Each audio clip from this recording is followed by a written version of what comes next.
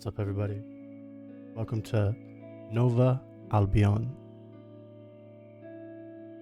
This is actually Humboldt County, Murder Mountain, Other Point.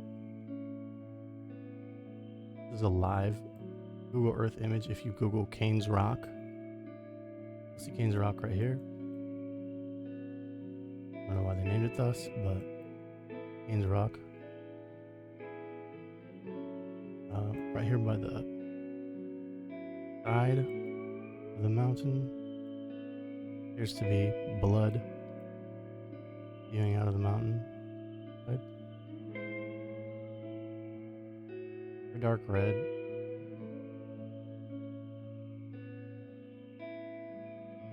Use your middle mouse button, you can pan around. There's nothing like this anywhere else. I mean, it could be a fallen tree. There's nothing like it anywhere else in this area. I've been scouring the map. There is kind of this right here. And, but yeah, not to sugarcoat stuff. This is Nova Albion. Right here you can see of an ancient map. San Francisco right here. This right here was formerly given to the, claimed and staked by Great Britain, but also kind of more darker that Albion more than likely claimed by the Vatican Church, the Catholic Church.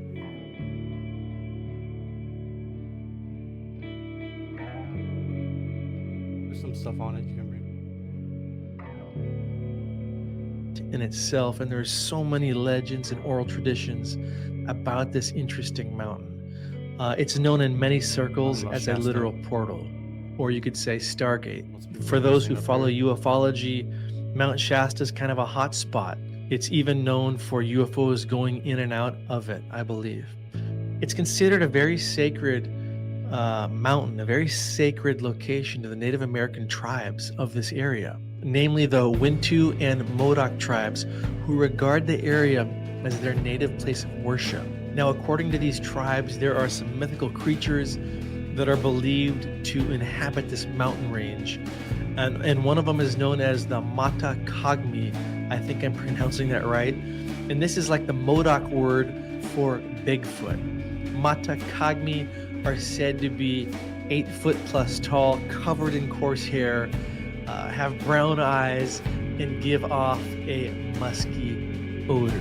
No, this is not really a Bigfoot podcast, but I thought I would share that because it's a little bit relevant to Mount Shasta and the native tribes of this area. Now, thousands upon thousands of people literally make pilgrimages here every year. It's like a mecca to the New Age community.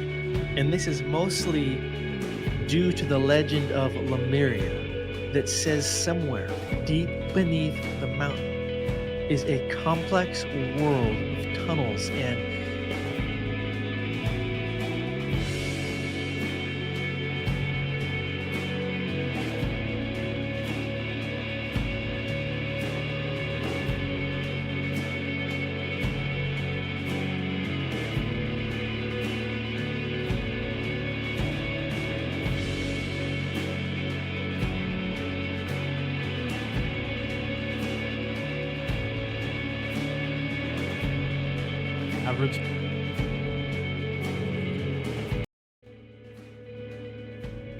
average.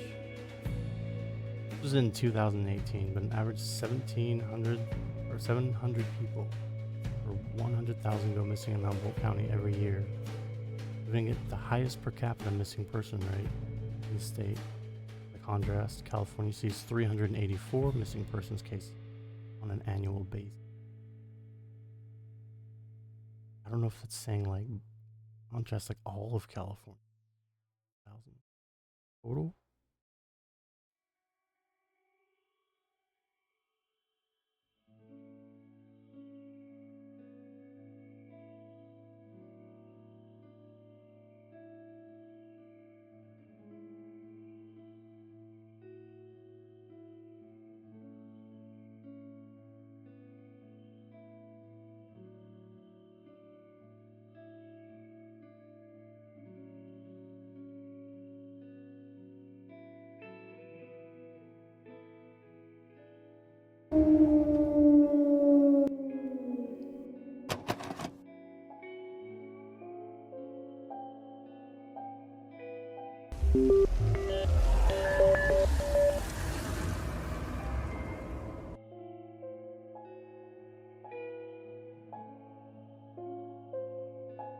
Mount Shasta attracts 26,000 people per year and is known as one of the most sacred places on Earth. There are those who live close to the area that call it the Magical Mountain. Some of these locals believe it to be a mystical place, and the site itself is home to many mysteries and stories of old. In this video, I was initially going to cover disappearances that occurred exclusively on the mountain, but I felt that there were some that occurred nearby that also warranted reporting. Now to begin, let's go back to 1940.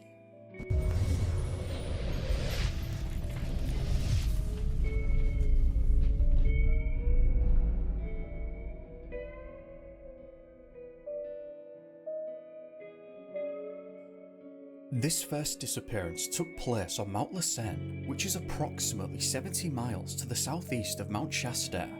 However, the mountains are a part of the same Cascade Range. Mount Lassen peaks at around 10,000 feet.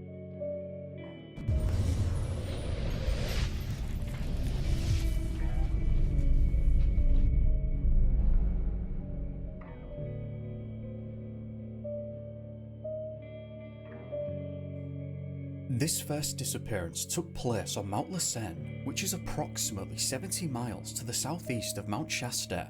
However, the mountains are a part of the same Cascade Range.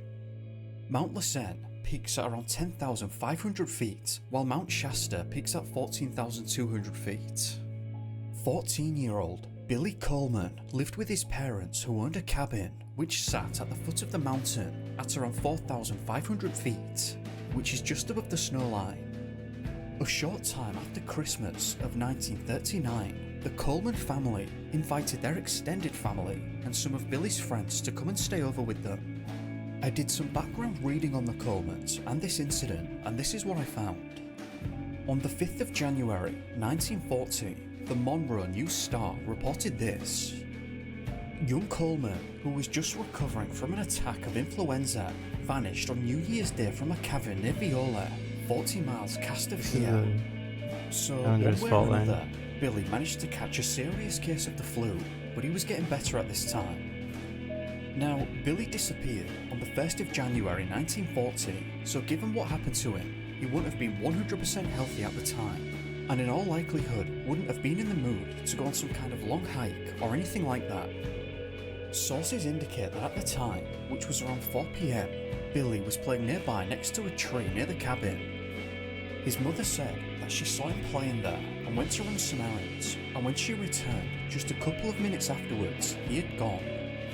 She went outside to retrieve her son and started to call for Billy, but her calls went unanswered and panic mode set in. All present at the cabin began to scour the area, whilst one of them reported the incident to the police.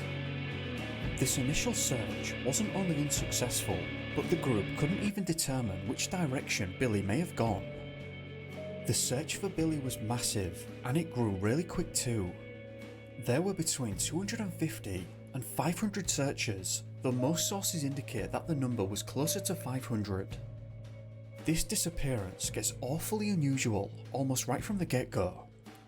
Let's have a look at the Reno Evening Gazette, who reported this on the 9th of January 1940.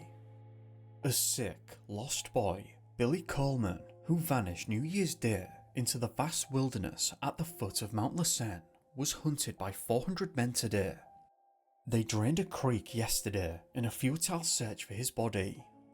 The only clues were provided by the discovery near the creek. Parts of the boy's clothing were found, including his overalls and underwear. Hey everyone, welcome back to Brian's Mysteries and Adventures on Trail. We've got a lot to talk about today. We are going to be talking about disappearances, legends, mysteries, all surrounding Mount Shasta. I know I've talked about some of these cases in the past. Today we're going to talk about some that I know most of you probably haven't heard of, some that you probably have heard of. We're going to talk about different legends that are surrounding Mount Shasta, all kinds of mysteries that have occurred in the area, in and around that area. Mount Shasta is an active volcano. It is a stratovolcano located in Northern California in Siskiyou County. It was designated in 1976. It is one of the most impressive stratovolcanoes in the world. Generally, it erupts once per 800 years. In the last 10,000 years, that has increased in eruption frequency of about once per 250 years over the past 750 years. Scientists don't believe it to be erupting anytime in the near future. However, in the past, when it has erupted, it has created these amazing lava tubes, or tunnels, if you will. I'll have pictures and I'm going to show you more towards the middle of this video. Before we get started, I just want to do an update on a gentleman that I covered almost 2 years ago, Dylan Rounds. This is him. He was 19 years old when he went missing. Actually, during the investigation, he had his 20th birthday. I'll have a link to the full video in the description. He was an aspiring farmer. Even at 19, he was already so successful and on his way to having his own farm. Sadly, he vanished in 2022 in northwestern Utah in Lucin. There was a lot of clues leading us to believe James Brenner was involved and responsible. He eventually made a plea deal with authorities. I don't know the details. He did lead the authorities to Dylan Rounds' remains. The family was happy to finally have some answers and start to get closure, but they're looking forward to Mr. Brenner. This is him getting justice. His trial is forthcoming. I don't know the details on it. They're keeping most of the other information close to the vest because they want him to get a fair trial and all that, but I do know that he is behind bars, and I just hope and pray that they get the justice that they deserve. And I'm so sad for their loss, and my thoughts and prayers go out to the family of Dylan Rounds, and I pray that you are able to move forward and find peace. Okay, getting back to Mount Shasta. Mount Shasta's history goes back thousands of years. I'm going to have various maps and pictures up. Mount Shasta is, like I said, an active volcano. This is a video of it. Depending on what direction you're looking at Mount Shasta, it has a sister mountain called Shastina. It's slightly smaller in elevation. Mount Shasta is 14,163 feet high at the summit. This is another picture of it. Even driving by, it's just spectacular. Flying over it is spectacular. These are some more pictures just to give you an idea of what it looks like. I'm going to go over some of the history, which goes back to the Native American tribes, mainly the Shasta Native American Indian tribes, the Yurok tribe, the Klamath tribe, the Modoc tribe. These are some pictures of the actual tribes. This is a Shasta Native American picture. I was actually, thankfully, able to speak to 2 tribe members from 2 different tribes. I wanted to ask them about their history, and they gave me information about various aspects to Mount Shasta. This is a Modoc tribe woman. They all had different gods. Some were similar, but they all had stories of star people or sky people. The one thing that I found very interesting was both the Native Americans that I spoke to, one was from the Yurok tribe and one was from the Shasta tribe. They both told me, and from what I read, that they were not supposed to go above the tree line on Mount Shasta. These are all actual pictures of those various tribes. They said that no one is ever supposed to go above the tree line because that belongs to the father or the god. This is a picture to give you an idea so you can see where the tree line ends, but every year thousands of people attempt to summit Mount Shasta. Before we go on, I just want to mention the Lemuria people. This was an idea first thought of by zoologist Philip Sclater in 1864. He said that he believed that there was a continent over in India that fell into the Indian Ocean. Later in time,